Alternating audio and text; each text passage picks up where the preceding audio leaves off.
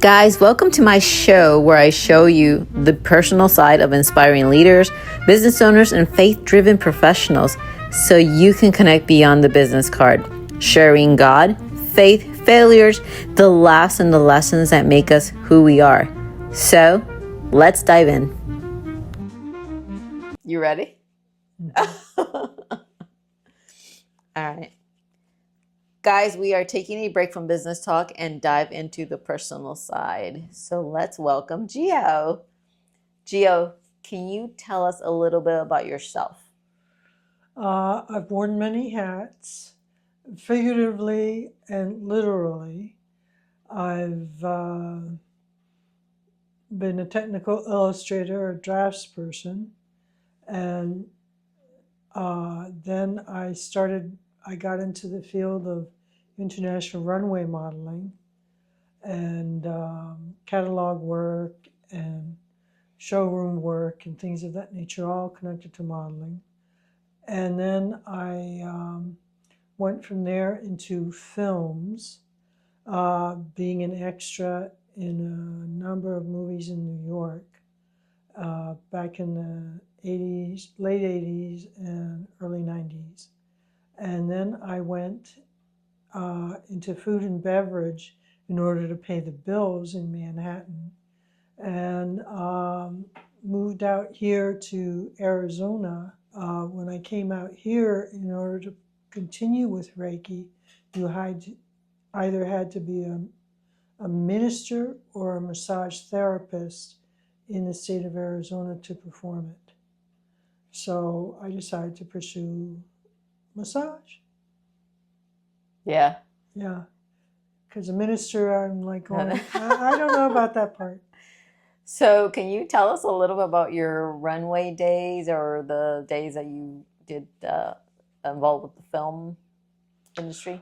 Well, it was great in some regards in that I got to travel. I'd save my money up from some of the jobs I was doing, and then I would travel to the next country because you'd work 6 weeks one place, 3 to 6 weeks at one place. And if you didn't get any bookings, you hightailed it out of there because your look was not the look of the season. What? Yeah. In other words, they might not want a brunette, which I was at the time, and they might want a blonde for so many months. And so you're suddenly realizing, okay, if I'm not getting any work here, it's advisable I go to a different part of the world. Sure. Or city in Europe, wherever I was at the time. Yeah. And my last stints were in Japan, which I thoroughly enjoyed. Oh, wow. Yeah. Did you have to have like maybe like a certain strict diet, strict lifestyle at that time? No, because I was born thin. Now I've been eating American food and I'm not thin. I mean, I'm relatively robust.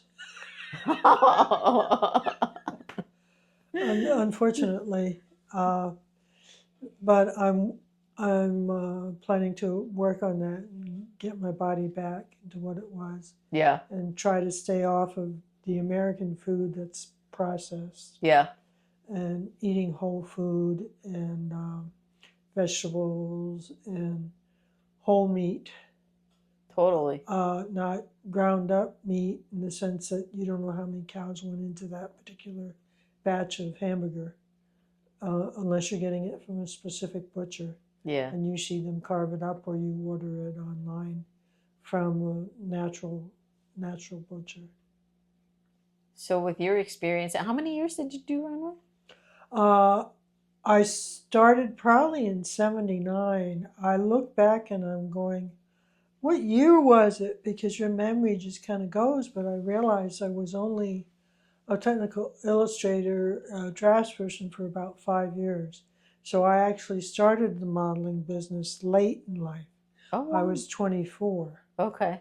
Which was late for a model to begin. Usually they start at 16 or 18, something to that effect. But I passed. I passed the look because I was always thin. Mm-hmm. So, with your experience nowadays with the girls that would want to do something like that, would there be any advice that you can give them? Uh, watch your agent. See how many other people they have with a similar look in what's known as their stable, because they might be signing you up in order to keep you out of someone else's stable so that you can thrive at somebody else's agency, because they've already got somebody with your look that's quite successful. And so they'll keep her working, and sometimes you might lose some of your jobs out to her if she's suddenly not working, because they do politics is in every profession. Yeah. And so um, I would also say it's lovely if you can work directly with the creators, the designers. But there are so many people involved and meshed and surrounding these people now that you rarely get to work with or see, like a Valentino who's since passed, I believe. Yeah. Or like I've worked with Gianfranco Ferré. I worked with Madame Lanvin from the House of Lanvin. I've worked with Calvin Klein, Ralph Lauren, but it's like I did various agencies that I worked for. Uh, and in other words, you might not necessarily do the actual runway, but you'll work for them behind the scenes, which is called showroom work, Oh. or fitting, where they design the clothes on you, which is what happened with Madame Lanvin. Uh, one year, I don't know if it was uh, 86, the spring of 86, I worked with Madame Lanvin, so the clothes were being designed on me. Mm-hmm. And it's like when I got to work with Pierre Cardin, who was a prominent figure back then, um, he would take a piece of flat felt, knit, tuck, cut, tack, put it on your head, and it was a hat, Oh, wow. because he could think three-dimensional from a flat surface, which I understood, having once been a technical illustrator and a draftsperson. Mm-hmm. I could see that vision in my head and realize what he was capable of. And when you see other designers like Emmanuel Ungaro, who would have a piece of muslin on me, which was what the product, the let's say it was a jacket. It Mm-hmm. was a jacket and it had a lapel. Mm-hmm. And he would pin it and say, I want an eighth of an inch or a millimeter of an inch more to the lapel. And they would put it on there or take it off, whatever the specifics was, because his father had been a tailor in Italy. So he was used to that type of meticulous design Yeah. of his things. And then they would bring the bolts of fabric out, which was absolutely good. Oh my God. Still to this day, when I go to a fabric store, I look and I go, what I could make with that. Wow. You know, but I'm not that designer person at this age. So, uh, but it's like you suddenly have a swash put on you. Yeah, that's the dress, Oh, or that's the jacket, or that's this, that's that. Yeah, yeah. yeah. It was an interesting experience, and you're wearing clothes that cost a lot of money at times, because I did couture as well, Mm-hmm. and so I wore a gown that was $26,000, and this was back in the 80s. Mm-hmm. It was embedded with seed pearl, and I was modeling it to a specific Iranian princess. Oh, wow. And so here I am, uh, trying to walk in the dress, Uh-huh. and it was like a mermaid thing, so it came in at the knee, so I had to tack while I walked in order to keep the stride going. Mm-hmm. So there's various things you're thinking in your head. And then when I walked into the room and I turned around and did my thing, showed her what the garment looked like. And it was interesting because then she asked me to sit. Oh. And I'm like, yes, just like that look you're giving me, my eyes. I was trying not to stare like blankly, but I slid into the chair and then I'm smiling and I'm thinking in my head, oh, yes, I'm going to have to get up too. Oh my goodness. So I slid out of the chair and stood up gracefully. But it was one of those things where if I was an Iranian princess, I wouldn't be caught dead in the dress, but I would love the fabric, Mm. you know. Yeah. But Wow. there's things like that that you see up close and personal when you're a model. It's not all the glamour that it's meant to be, because at the end you're going home to your either your small hotel room or a B&B type place. I was staying at youth hostels, Okay. and you know, they'd see me go out of youth hostels and go, who's that? Because I'd be fully makeup and Oh. in an outfit, leaving a youth hostel, which was for people who wore blue jeans and backpacks and stuff like that. But it's what I could afford when I was first starting out. Mm-hmm. Wow. Yeah. And of course, you had to watch thievery Mm-hmm. because there were things that would suddenly go missing on you, and you're like, well, I'm in a youth hostel, or I'm on the job and there's a kleptomaniac here. Somebody is, Yeah. you know. So Man. yeah. Crazy. But save your money. If you do become successful, make sure you save your money, because the years go by, and before you know it, you can have someone say, Geo-san, like they did in Japan. Geo-san, I see you naked in the back room when you were changing. I see your passport. I know how old you are. You in good shape. Your breasts don't sag. Oh my gosh. I'm like thinking, I'm only 33. Oh. I was 33 and I was still modeling, but I'm only 33. Mm-hmm. I'm going, breasts sag at 33? Wow.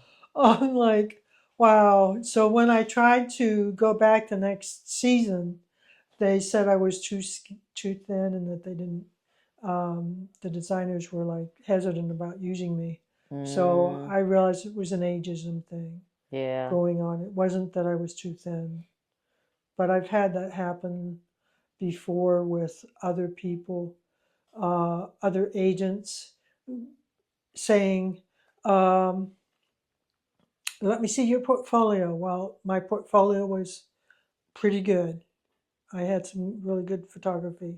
Well, that's not my excuse I can use to cancel you, to say I don't want you anymore, or I don't want to represent you. Okay, how tall are you? Well, I was the right height, 5'9".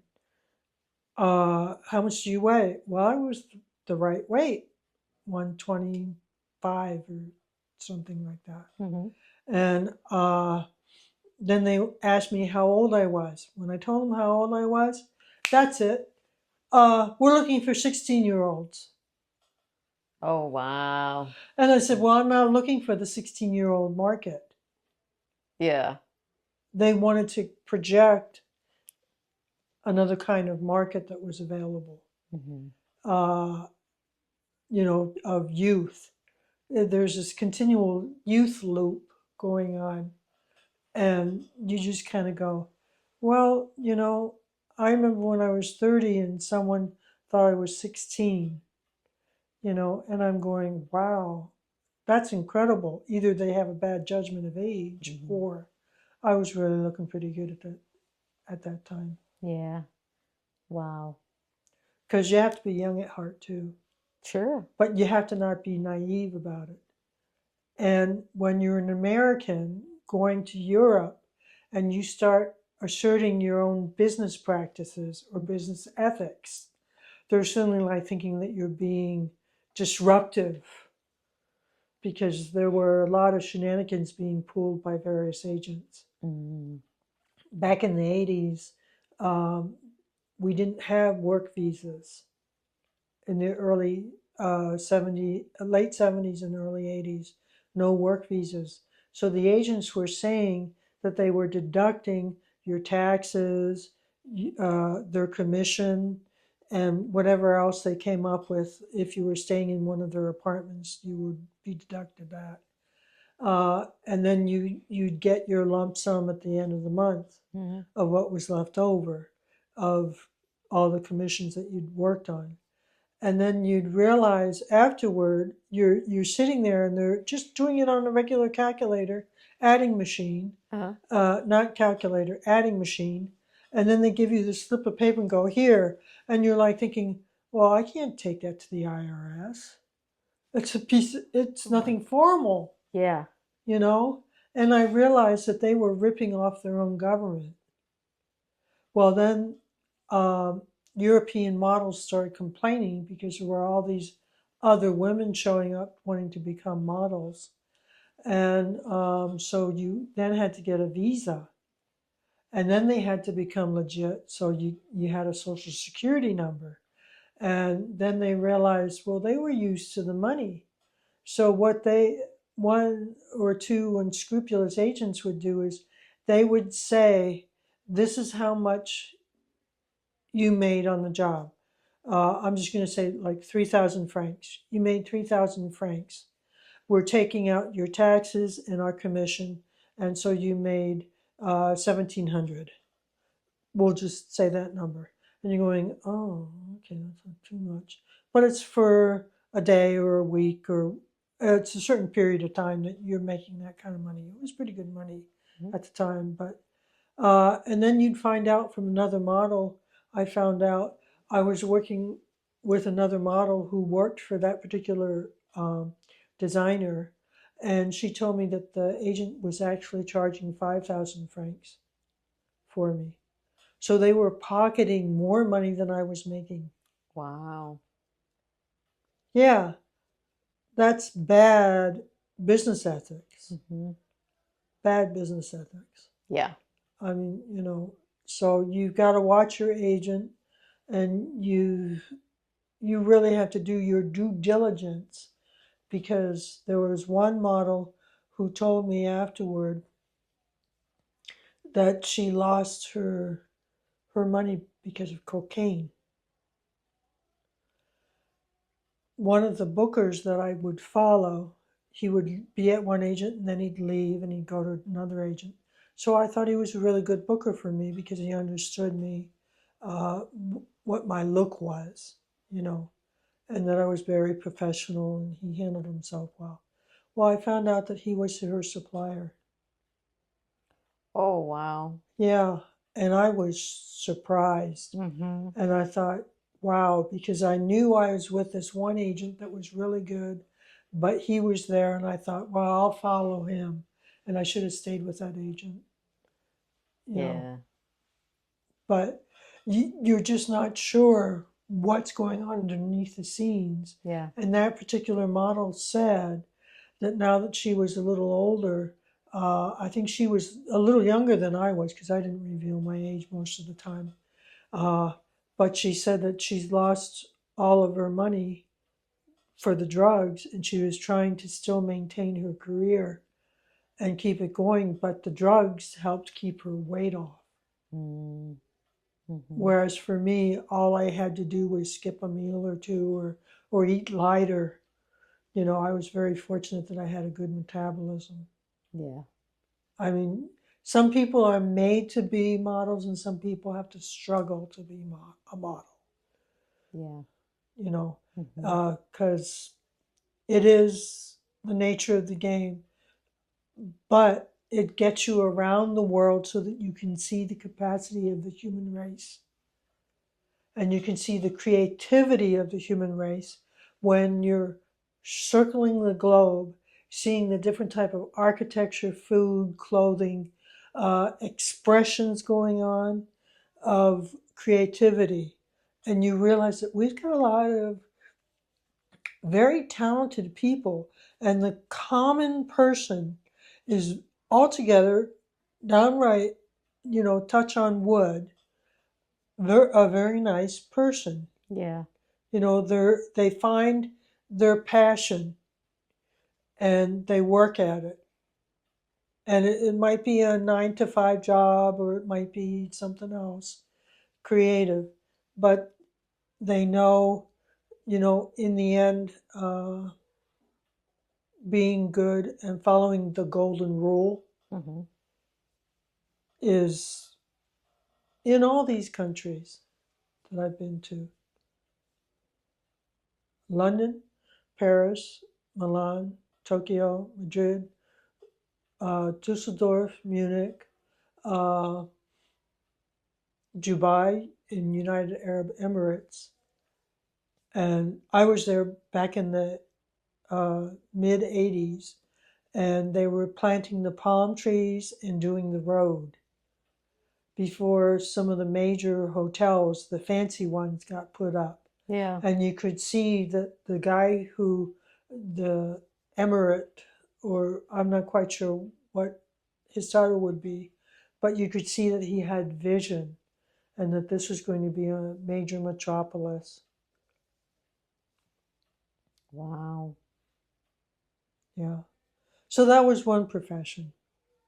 It got me around the world to see things, which is what I appreciated. It got me experiences. Um, when I went to Asakusa Temple in Tokyo, Mm-hmm. I was there, and that's where the bones of Buddha, some of the bones are. Mm-hmm. And so you go in, you go up to it and you smudge yourself to cleanse yourself of everything, and then you go in and you walk around the temple area, and there's a guy with a big container about that big of sticks, like in a matchbox container, only they're like chopsticks, right? Mm-hmm. And each one of them has lettering on it, wording, and you shake this box and out will come your fortune. And so I thought, well, let me give that a try. I'm shaking it for over 5 minutes. And the monk is like going, I don't know what's going on, because no stick is popping out. And so finally a stick comes out, and he looks at it. He goes to the corresponding, they had a big cabinet. He Mm-hmm. goes to the corresponding drawer and hands me this rice paper. And I look at it, and it's all in Japanese. And I'm like, great. And I go, Mite kudasai, which is like, look at this. And I said, what's it mean? And he looked and he goes, good luck. So good luck in Japanese is gambate kudasai. And so I take it to my agent, who passes it around the office. And he's like, where you go? And I said, I went to Asakusa Temple. How many times did you go there? And I said, first time. And he goes, amazing. And he's looking at the paper after when he gets it back. And I said, well, what's it mean? He said, this is best luck ever. People go there 1,000 times, never get this one. This one grants you 3 wishes. Do you see these 3 lines? And I still have a piece of paper in a little puzzle box. And I went, wow, okay. So I wished for good health. I wished for meeting somebody, a significant other. I knew I was going to be going to Hawaii for a little vacation, or to possibly pick up some work again in Hawaii as a model. That's the thing, is you can show up someplace and make inquiries, and suddenly you got a gig, you know. Are you ready for some questions? Oh, yes, Yeah? I am. Let's do this.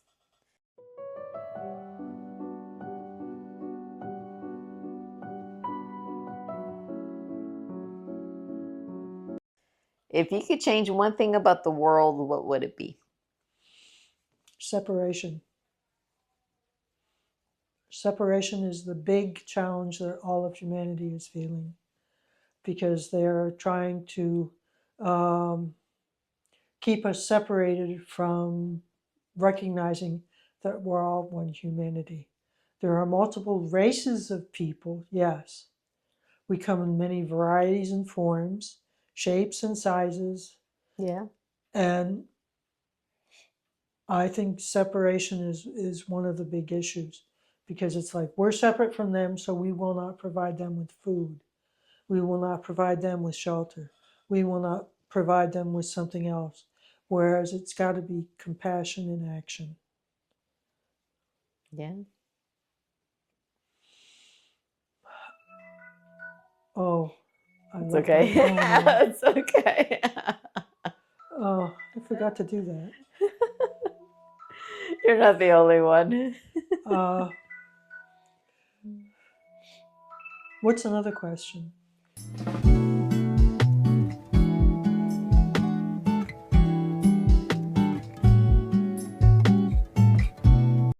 What's the most meaningful compliment you've ever received and who gave it to you? Well, specifically, a lot of my clients give me good compliments. Uh-huh. And a lot of them say that I have magic hands or healing hands, or I've taken them someplace that they haven't been before. Peace, rest, another planet. Oh my gosh. I'm like, okay.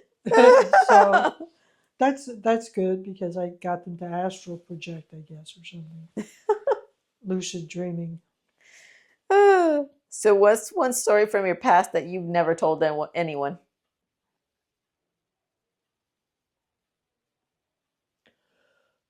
Oh, some of my childhood trauma. Okay. Some of that. I don't share that with too many people. Yeah. Makes sense. Mm-hmm.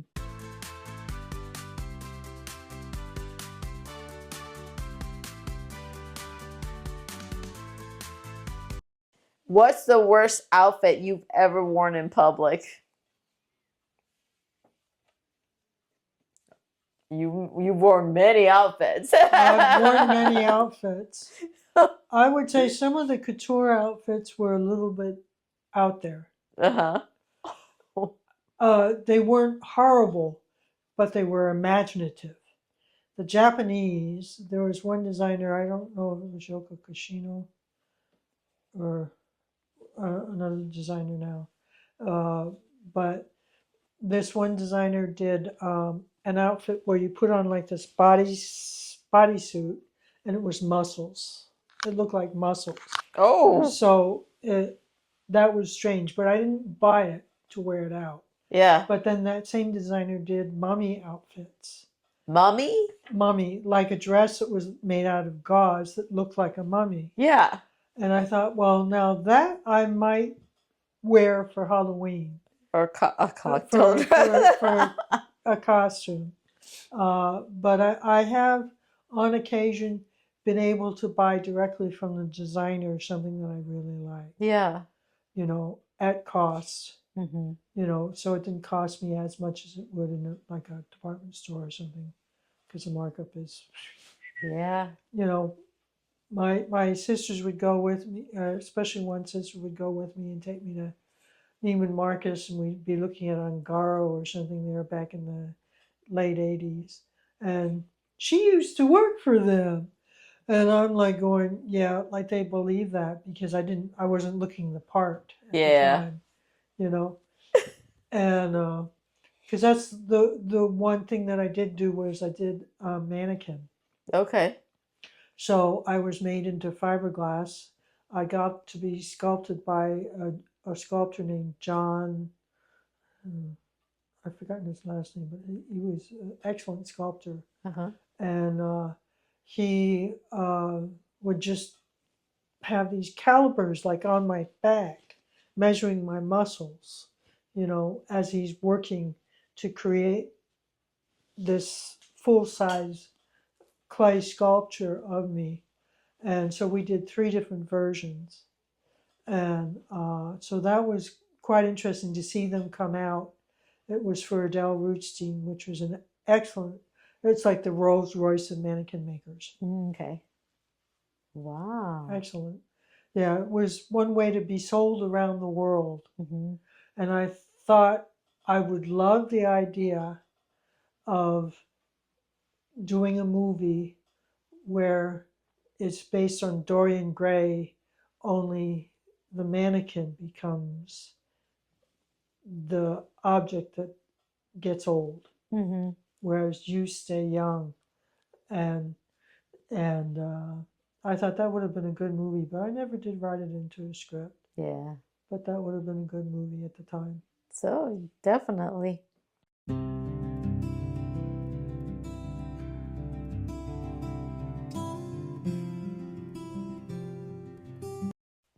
Do you have a testimony that you could share with us that could help others heal? Yes, yes. I encountered somebody. I was scheduled to work actually just up the street doing corporate chair massage for a health fair at the Hyatt. Mm-hmm. And that day, before I even got there, things were happening. I was just noticing various things on the road that were odd. I'm not going to go into detail because I want to get to the juicy part. Yeah. But by the time I got to the Hyatt, I realized that something was odd that day with various things happening that I was noticing. And I got all my gear, started walking towards the Hyatt when I smelled a high intense amount of pesticide. And I thought, oh my God, why would the Hyatt put pesticide out at 9 o'clock in the morning in front of their lobby? And I'm walking towards the lobby and I'm still smelling it. And I see this couple with a young blonde girl about so high. And I go up and I said, you don't want to hang around here for a little while because they did pesticide here. And, you don't want her getting sick because that's one of the things that had happened to me and my siblings. My dad had pesticide our house with one of those bombs. And then we slept there that night, which you don't do, but he didn't know that. And we all got really sick. But anyway, I walk in, I talk to the concierge, I find out what conference room the health fair is in. I walk in, there's 3 people in the room already, 2 nurses and a guy in a suit looking at the nurses. His back was towards me. And I walk over and I look and there's this two large big windows looking at a cactus garden. And I thought, well, I'm going to set up in front of there because that's a nice ambiance for me to do a corporate chair.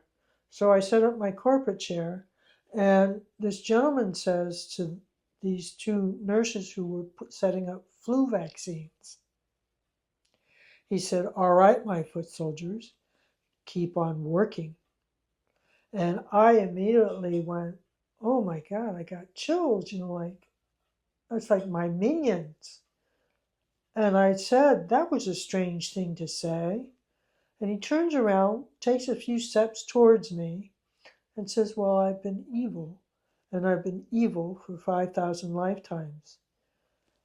And I'm like thinking, the Mayans say the universe is 16.4 billion years old. 5,000 lifetimes? I just looked at him, is that all?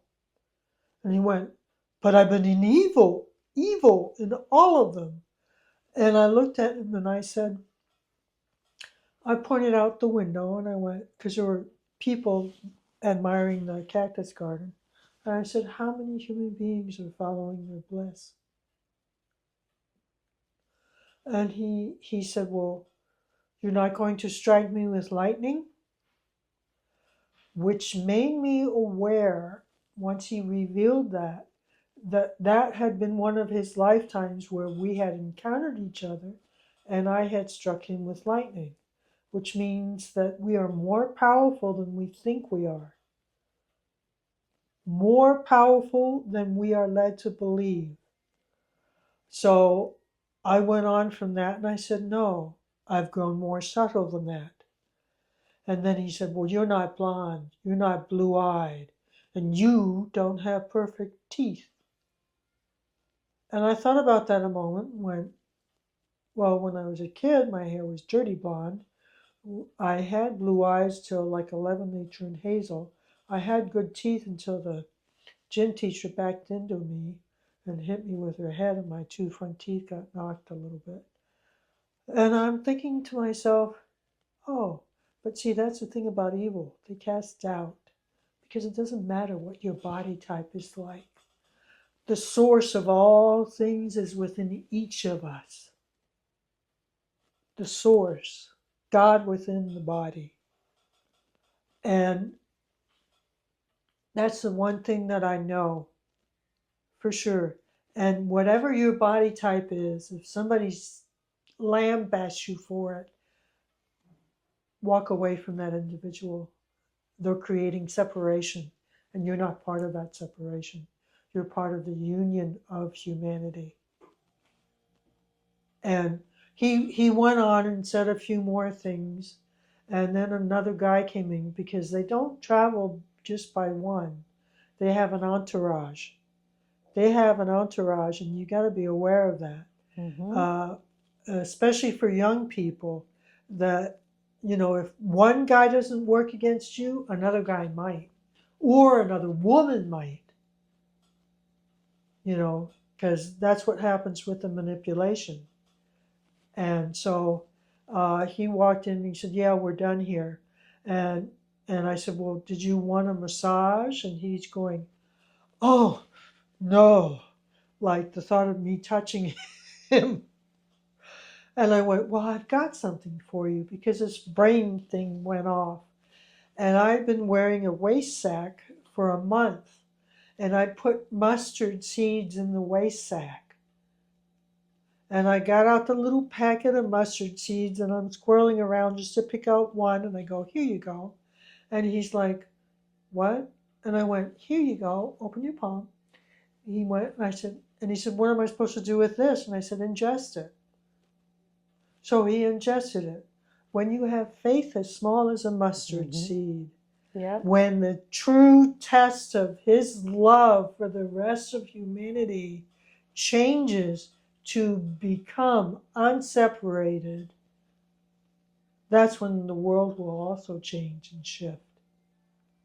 Because remember, we are all our brother's keeper, sister's keeper, mother, father, grandfather, all down the lines of ancestry, up and to the future.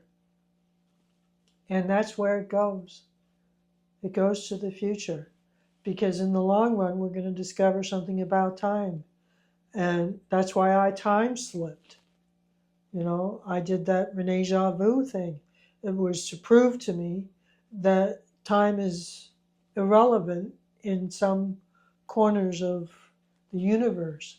And we just have to discover our powers. One of my powers, before I even encountered this person, was that I smelled him first. Because that's what the pesticide was. It was my warning that there was some form of danger, but it didn't click. Because I've had the hair on the back of my neck raised before when I've been in Europe traveling around when I was in the 70s and 80s. And I turned around, sure enough, I was being followed.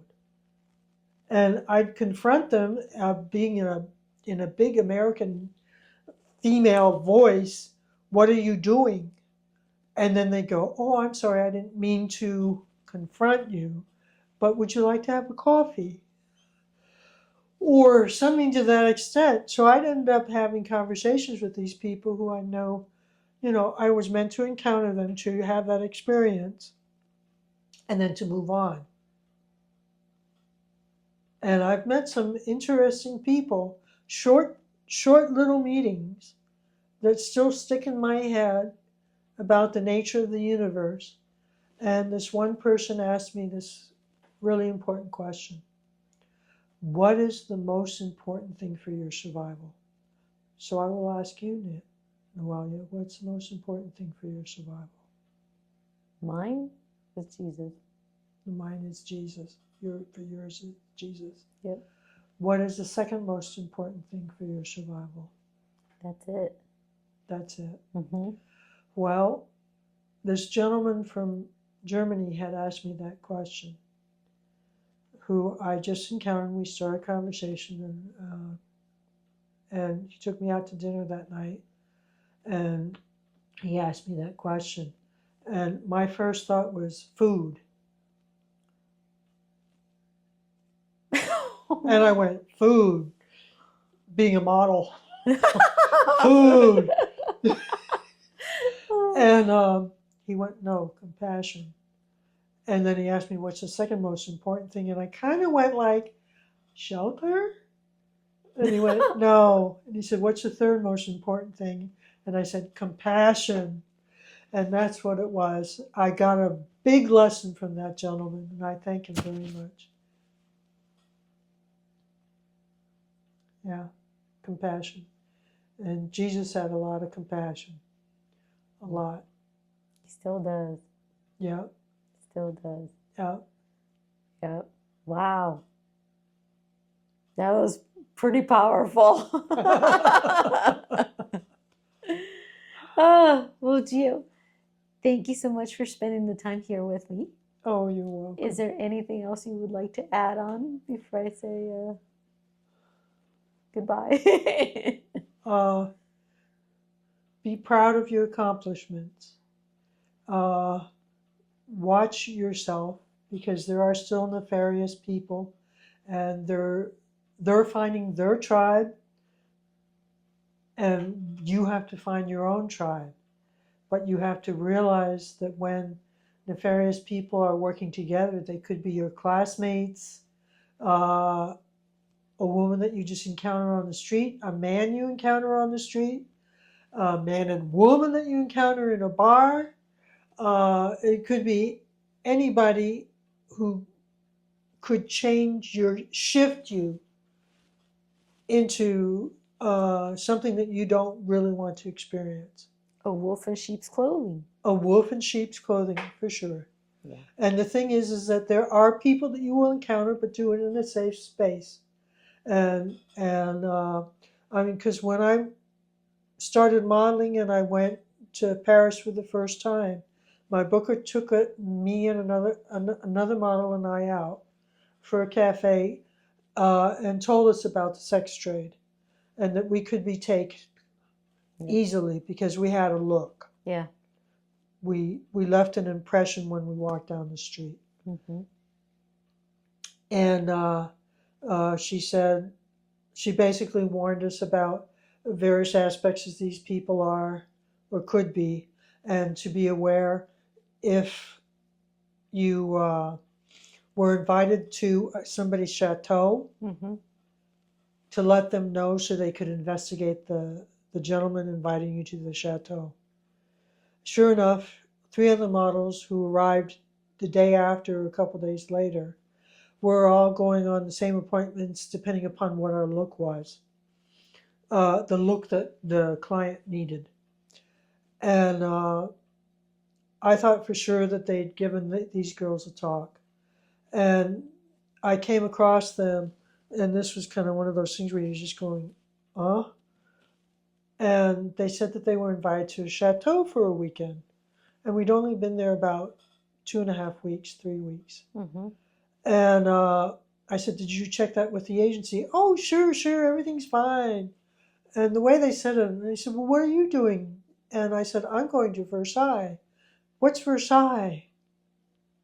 And I went, Versailles, the Hall of Mirrors, the Treaty of Versailles, Louis the 14th, 15th, and you go on from there. I said, well, anyway, I went home to my roommate, who was the model who arrived with me. Mm-hmm. And I said, you won't believe I ran into so-and-so, so-and-so, and so-and-so. And sure enough, She said, "Oh, great." And I said, "Yeah, they're going to someone's chateau.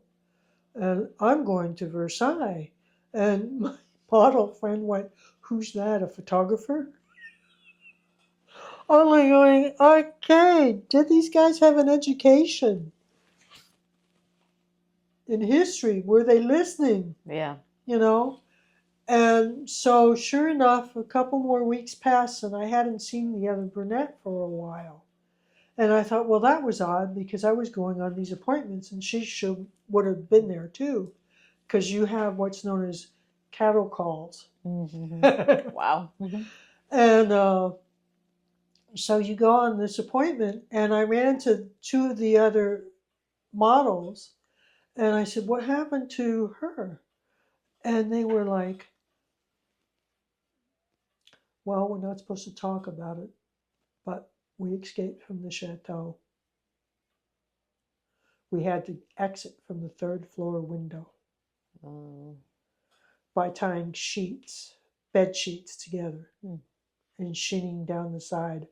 Only the one girl who wasn't there, when the men started breaking in through the door, Mm-hmm. semi-naked, with their exposed, um, they said, 'Move it!' And she let go and broke her foot on landing. And then the other two girls managed to get out in time, and they carried her down like, I'm going to date myself, like the Mod Squad, running down the drive of the chateau, trying to get out before somebody got into their luxury car to close the gate. And they went to